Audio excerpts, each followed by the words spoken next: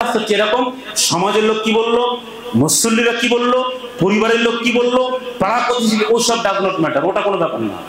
আমার সামর্থ্য আছে দেবো, সামর্থ্য নেই দেবো।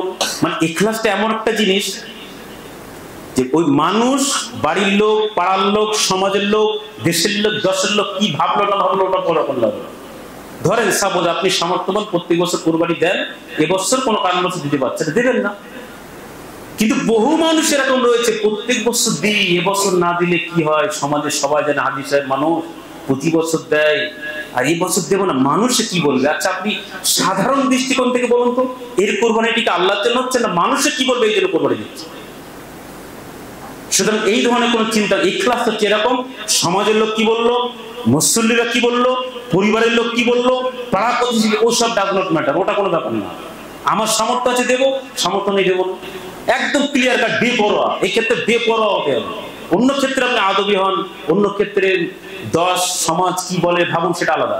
ইখলাসের ব্যাপারে সারা পৃথিবীর মানুষ যদি আপনাকে খারাপ বলে, আপনি আল্লাহর সন্তুষ্টি, যে তাদের বিরোধিতা করে আপনি বেপরোয়া হয়ে আল্লাহর বিধানকে প্রাধান্য দিন, এটাই ইখলাস, অর্থাৎ আল্লাহর সন্তুষ্টি। এই জন্য আল্লাহর সন্তুষ্টির জন্য আমরা একমাত্র নিয়ত করব।